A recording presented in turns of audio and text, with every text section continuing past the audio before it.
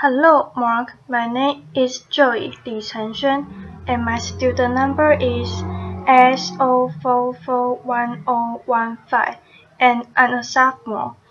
I'm going to read a speech titled "Asking for Help is a Strength, Not a Weakness," and the speaker is Michelle L. Sullivan. We all have milestones in life that we remember so vividly. The first one for me was when I was entering kindergarten. My big brother was in school, and by golly, it was my time. And I went trotting down that hallway. I was so excited, I almost wet myself. And I go to the door, and there was the teacher with a warm welcome. And she took me into the classroom, showed me my little cubbyhole. We all remember those little cubbyholes, don't we? And we put our stuff in there, and then she said, "Go over to the circle and play with the kid until class starts." So I went over there and plopped down like I owned the place, and I'm playing, and all of a sudden, the boy next to me, he was wearing a white shirt with blue shirt. I remember it that it was yesterday. Suddenly, he stopped playing and he said, "Why are you so short?" And I just kept playing. I didn't think he was talking to me. Laughter. And in a louder voice, he said, "Hey, why are you so short?" So I look up and I say, "What are you talking about? Let's just play. We are happy. I've been waiting for this." And so we play. And about a minute later, the girl next to him, in a white shirt and a pink skirt, stood up, put her head on her lip, and said, "Yeah, why do you look so different?" And I went, "What are you talking about? I don't look different. I'm not short. Again, let's just play." About this time, I looked all around the circle I was in, and all the kids had stopped playing, and they were all looking at me, and I'm thinking, in today's language, it would be OMG or WTF. Laughter. What just happened? So all the confidence that I went in with, that morning was withering away as the morning went on, and the question kept coming.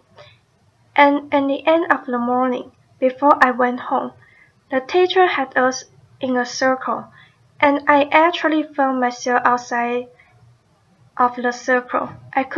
I couldn't look at anybody. I could not understand what just happened. And over the next few years, I had to go out in public. I feel very stare, very giggle. I feel every stare, every giggle, every point finger, not the finger, and every pointing finger, and I had it. I would hide behind my parents' bed like nobody could see me, and as a child, you can't understand another child's curiosity, nor an adult's ignorance. It became very apparent to me that the real world was not built for someone of my size, both literally and figuratively. And so I have no anonymity, as you can probably tell. And while you can see my side, we all go through many challenges through our lifetime. And some you can see, like mine, most you can't. You can't tell if someone's dealing with a mental illness, or they are struggling with their gender identity. They are caring for an aging parent. They are having financial difficulty. You can't see that kind of stuff. So while you can see one of my challenges is my side, Seeing does not mean you understand what it's truly to be me on a daily basis, or what I go through. And so I'm here to debunk a myth. I do not believe you can walk in someone else's shoes, and because of that, we must adopt a new way of giving of ourselves. Simply stated, I will never know what it's like to be you, and you will never know what it's like to be me. I cannot face your fear or trust your dream, and you can't do that for me, but we can be supportive of each other. Instead of trying to walk in each other's shoes, we must adopt a new way of giving other ourselves. I learned and I learned at an early age that I did have to do something different than most people, but I also learned there were things I was on equal footing with, and one of those was the classroom. I was equal. As a matter of fact, I excelled in the classroom. This was vitally important. I discovered as I grew older and realized I wasn't going to be able to do a physical job. I needed an education. So I went on and got a university degree, but I feel to be one step ahead of everyone for employment. I need to have an advanced university degree, so I went ahead and got that. Now I'm ready for my interview. Remember your first interview? What am I going to wear? What questions? And don't forget the firm handshake. I was right there with you. So 24 hours before my interview, a friend of mine who I know all my life called and said, Michelle, the building you are going in has steps. And she knew I couldn't climb steps. So suddenly, my focus changed. In my shoes.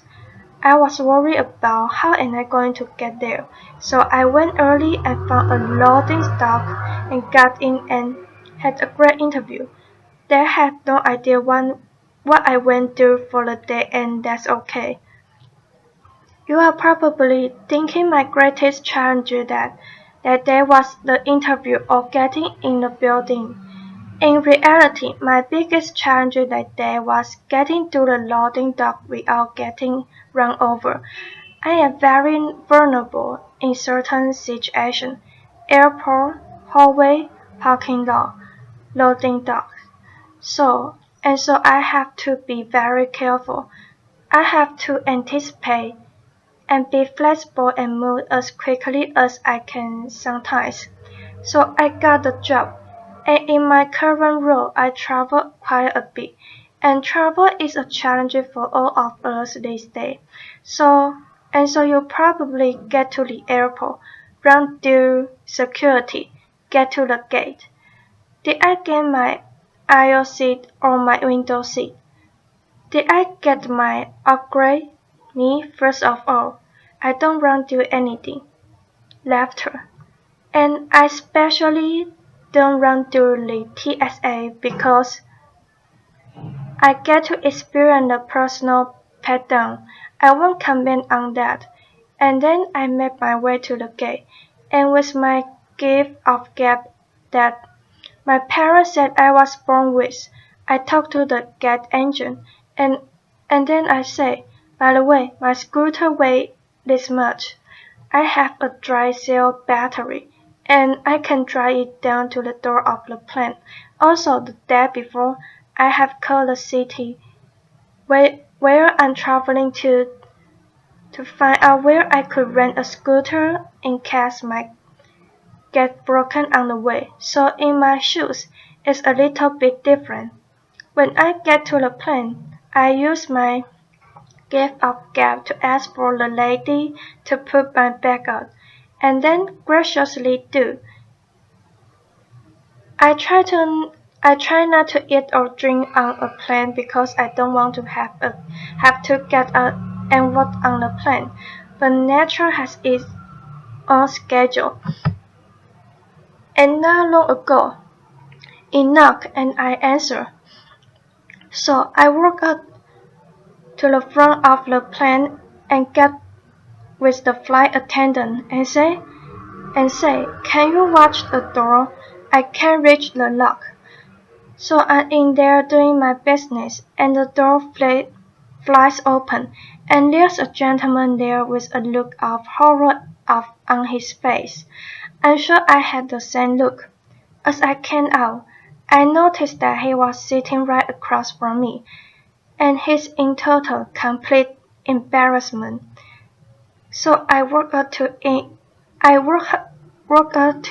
and I quietly go, are you going to remember this as much as I am? Laughter. And he goes, I think so.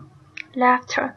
Now, he's probably not talking about it publicly. I am. Laughter. But we talk for the rest of the flight, and we got to know each other, our family, sport, work, and when landing, he said, Michelle, I noticed someone put your bag up. Can I get that for you? And I say, of course, thank you. And we wish each other well. And the most important thing that day was that he was not going to live with that embarrassment. That experience of embarrassment, he won't forget it, and neither will I. But I think he will remember more our chat and our different perspectives. When you travel internationally, it can be even more challenging in certain ways. A few years ago, I was in Zanzibar, and I came wheeling in, and think about that short, white, blonde woman in a chair. That doesn't probably happen every day, so I got up, and with my gift of gab, I started to talk to the agent, so friendly, and I asked about their culture and so forth. And I noticed there wasn't a jet bridge, so kind of say, not only do you have to lift my chair, I could use some help getting the step. So we got to spend about an hour together while we wait for the flight. And it was the most magnificent hour. Our perspective changed for both of us that day. And once I got on the flight, he patted me on the back and wished me well. And I thank him so much. And again, I think he's going to remember that experience more than while I first came in. And there was a bit of hesitation. And as you notice, I get a lot of help. I would not be where I am today if it was not for my family, my friend, my colleague, and the many strangers that help me every single day of my life. And it's important that we all have a support system. Asking for help is a strength, not a weakness. Applause. We all need help throughout our lifetime, but it is just as important that when a part of other people's support systems, we must adopt their way of giving back. We all obviously have a role to play in our own success. But think about the role we have to play in other people's success, just like people do for me every single day. It's vitally important that we help each other because society is increasingly placing people in silos based on bias and ideology. We must, to, we must look past the surface and be confronted with the truth that none of us are what you can see. There's more to us than that, and we are all dealing with things that you cannot see. So living a life free of judgment allows all of us share those experiences together and have a totally different perspective, just like the couple of people I mentioned earlier in my stories. So remember, the only shoes you truly can work in are your own. I cannot work in yours. I know you can't work in my size. Laughter. But you can try. But we can do something better than that. With compassion, courage, and understanding, men can walk side by side and support one another, and think about how society can change if we will all do that instead of judging on only what you can see. Thank you. Applause. Thank you.